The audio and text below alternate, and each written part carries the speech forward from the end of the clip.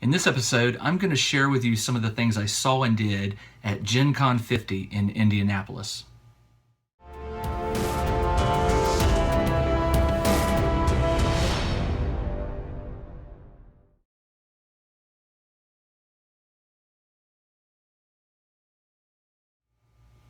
Hey everybody, this is DM Jim, and I'd like to welcome you to another episode of Game Terrain Engineering. This episode is going to be a little different. I really don't have anything to show you how to make this time. Instead, what I want to do during this episode is basically talk to you about some of the things I saw and did at Gen Con 50. It's called the 4 Best Days of Gaming, and I haven't been to a lot of gaming cons nationally. I've been to some here in Atlanta. But I will tell you that Gen Con is always awesome. This was my 4th year going, and it just never gets, it hasn't gotten old yet. Maybe it will in 10 years or 20 years, but right now I'm just absolutely enjoying going and playing board games and playing war games and seeing all the things that are coming out, and also just meeting other people and hearing about, you know, their hobbies and the games they play. A lot of things happened at Gen Con 50 that I'm going to share with you in just a minute. And it's almost overwhelming. You know, we would get up early in the morning at about 8 o'clock, actually 7:30 or 8, yeah. And I was staying with 3 friends. We had a hotel room, and so, you know, we all drove in. We weren't staying near the convention center. We were about 25 minutes outside of town. So we would have to get in the car and drive and park, and then they had a shuttle that took us over to the convention center. But it didn't matter, because once we arrived, which was usually around 9 or 9:30, we usually didn't go back to the hotel until 2 or 3 a.m. So from about, you know, 10 a.m. to 10 a.m. to 2 a.m., yeah, we were at the convention center just doing all kinds of stuff. Now, I write for a website called geekdad.com, and so part of the reason I go is to interview game designers and play games and review new games and things like that. But I also go just for my own personal enjoyment. I like to play games, especially games that I'm not going to necessarily write about. And so this Gen Con 50 was about an equal mix. I played some games that I have to write up for Geek Dad, and then I played some games that were just for me and me alone. Came home with a lot of games. I typically save money all year, putting a 10 here, putting a 20 there inside an envelope. And then, you know, by the time the year rolls around, I've got a nice little bit of cash there so that I don't have to feel guilty about dropping a lot of cash on games. I just, you know, I buy what I enjoy playing. The best thing about Gen Con in my mind is you get to a lot of times sit down and play the game where they're selling it before you buy it. So if you like it, buy it. If you don't like it, you didn't spend any money. So I played a lot of games this year where I played it first and then ended up buying it. And I'll tell you about some of the games I bought, just if you're interested in that kind of thing. But let's talk about wargaming, skirmish games, and, you know, Game Terrain Engineering, this channel. So what are some of the things I did related to this channel? Well, the one that I'm most happy about, and I'll include some photos at the end of this episode. Joe McCullough is the author of the Frostgrave skirmish war game. It's a fantasy war game. I've mentioned it in previous episodes. You have a war band of 10 miniatures. You're fighting another player, and it's very fun. I love Frostgrave. It's not a role-playing game like Dungeons & Dragons or Pathfinder. It's mainly just combat. And it's a war game, so you're using a ruler to measure and things like that, and you're rolling dice against the other player and seeing the outcome and stuff like that. But it's really an incredible game. If you've not played it, you should definitely check it out. Joe was at Gen Con 50, and he was there for many reasons. He was there with Osprey Games, and Osprey is he has a new game coming out called Frostgrave Ghost Archipelago, and Frostgrave takes place in this frozen city. Archipelago takes place in this lost set of islands that appear every so often magically, and then they disappear for centuries. Joe was there to promote Archipelago, and also, you know, just to, he likes games, so he was there to see some things and talk to people like me, and we were able to give him feedback about Frostgrave and things like that. But one of the things I arranged before Gen Con 50 was I had reached out to Joe and said, hey, I've got 2 friends that are sort of new to Frostgrave, and they'd like to play. Would you be willing to play a 2 versus 2 game? And Joe was very cool. He's like, yeah, let's do it. So we ended up playing that Saturday night at 7 o'clock. We didn't get done till almost 10 o'clock. So it's a 3-hour game.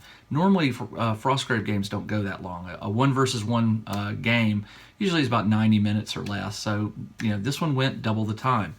But it was totally fun. And so part of what I did to prepare for this game with Joe was I said, well, I'll set up the scenario and I'll bring some terrain and things like that. So you guys just show up with some miniatures and we'll play. So my friend Brian and my friend John, they showed up, they had their miniatures, and before they arrived, I had the whole table set up. And again, I'll put some photos of the setup at the end of this video, but I wanted to show you what I did. Now, Frostgrave takes place typically for a 2-player game. You can play on a 2x2 grid, 2 foot by 2 foot grid, or a 3 foot by 3 foot. Anything bigger than that, it takes too long for the miniatures to get close to one another. So what I did was I created a 3 foot by 3 foot set of tiles. Let me show you what they look like. I basically cut 9 of these, okay?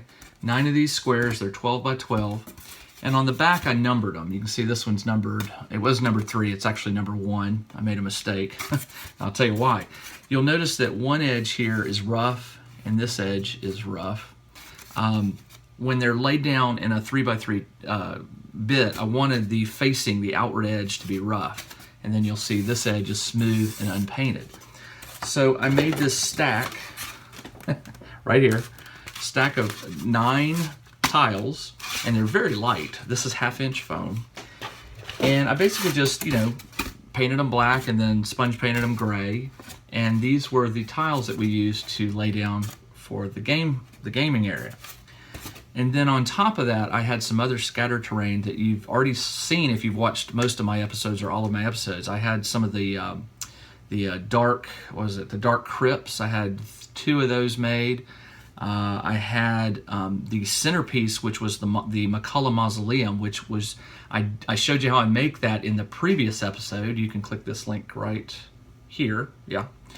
And let's see what else. I had some monuments, the little monuments from another previous episode. That one.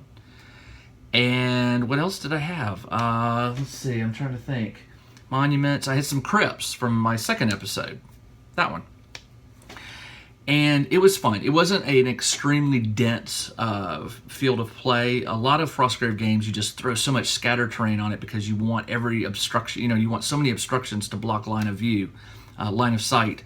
But in this one, I wasn't able to carry that much. I had to ship a lot of this stuff to my hotel.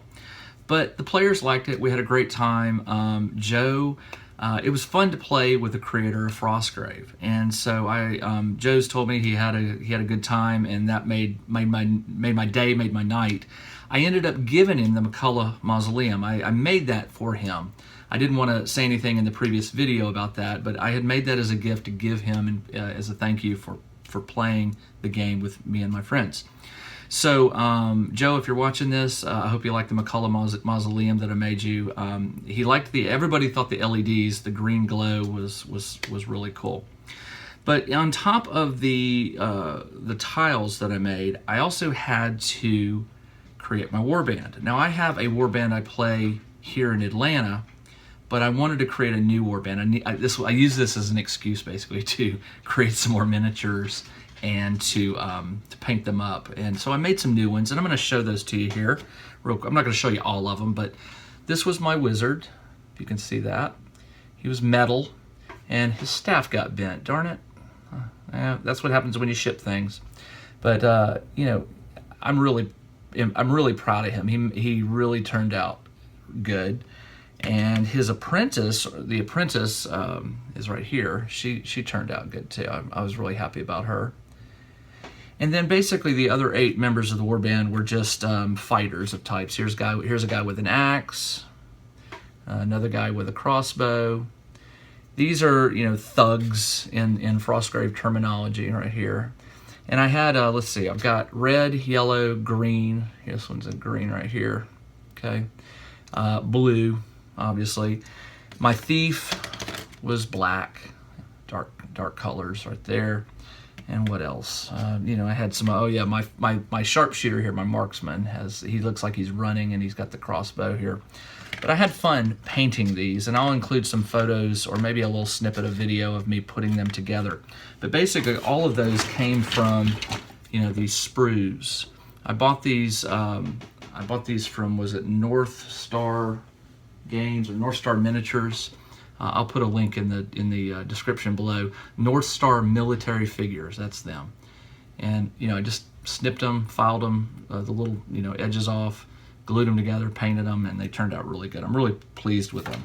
I'll shoot some close-up photos of those and put them at the end of the video. So that was my warband. It took me almost 2 weeks to get those glued and painted. You know, I just can't paint 10 miniatures all in one sitting. I took a little time. I'd do their faces, and then I'd do their boots and things like that at different times. But anyway, got it done. I wanted to talk to you, those of you who are interested in Ghost Archipelago. Joe was there giving a demo of it. It was a very small demo. It was like maybe 1 foot by 1 foot. It was like a little pier system, and you had a couple players against his couple players. And I watched a couple people, you know, roll the dice and stuff. But I have my book, and of course I didn't bring it down here into the basement with me. But they sent me, Osprey sent me a review copy of Archipelago, Ghost Archipelago, and I'm about 3/4 done with it, and it's really good. I mean, it's really good. There are some solid differences between Frostgrave and Archipelago. There are some similarities in combat, but there are enough differences that it is actually really a unique game in itself. Now again, if you're familiar with Frostgrave, you won't have any trouble picking up Archipelago, but the differences make them two distinct ways to play a war game.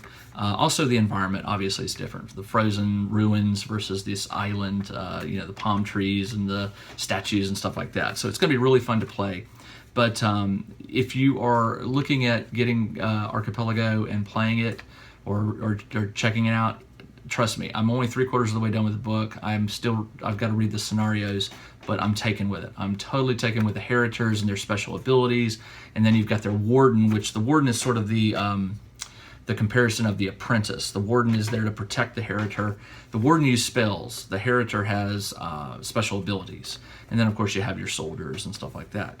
And again, there's way too much to talk about in this video about the differences between the two. I might make that a separate video if people are interested. Otherwise, I know I'm going to be doing a comparison write-up on geekdad.com between Frostgrave and Ghost Archipelago. So keep your eyes open for that. So let's see, what else? I had to make a list here of all the things I wanted to talk to you, so don't forget anything. If you do not know Uncle Adam, he has a channel, and I'm going to put a link. I'm going to put a link down below. Uncle Adam does these 10 to 20 minute long. No, that's not true. Most of them are never longer than 12 minutes.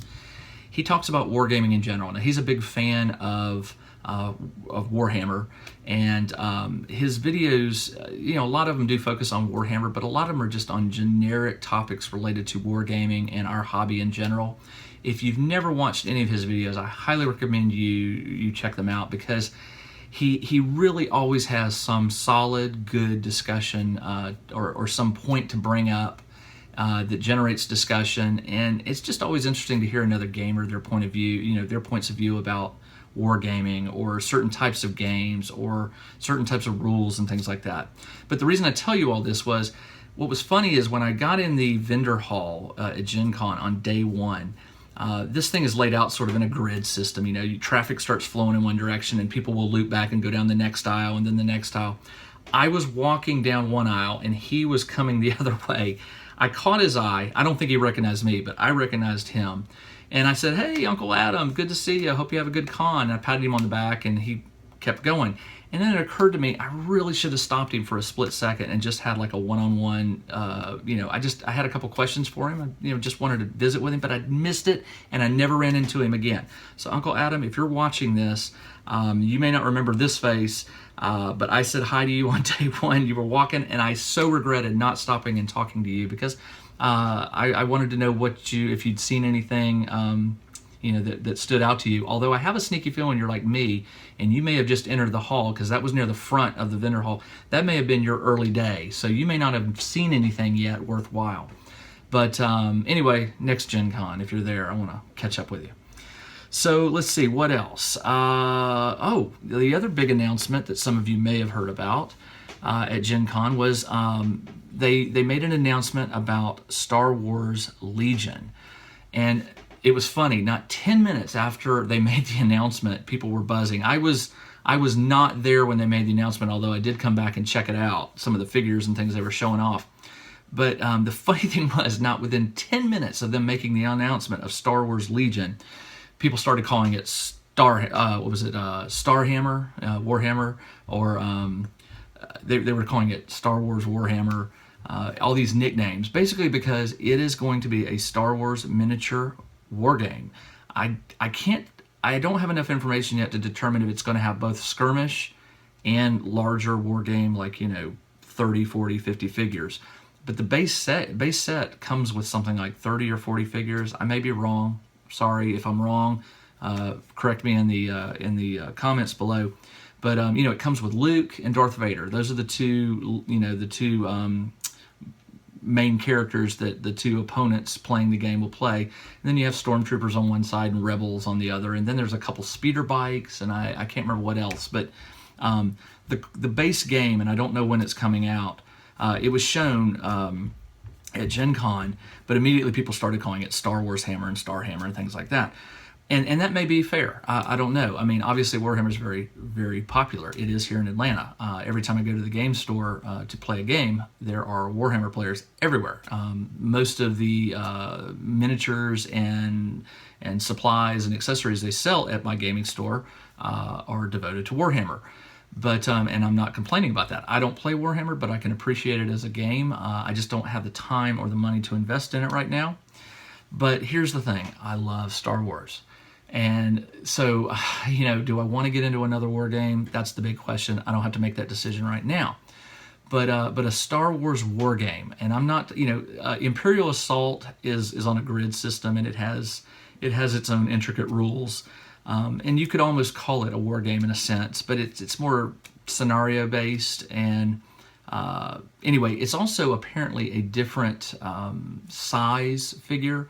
I can't remember which is which. It's either Legion is 28 millimeters and Assault is maybe 30 or something like 32, or vice versa. I don't remember. I just know that there's a little bit of an uproar right now, not a big one, but a little bit of griping going on the internets about the fact that the figures aren't going to be the same size. Yeah, maybe that'll make a difference to you or not.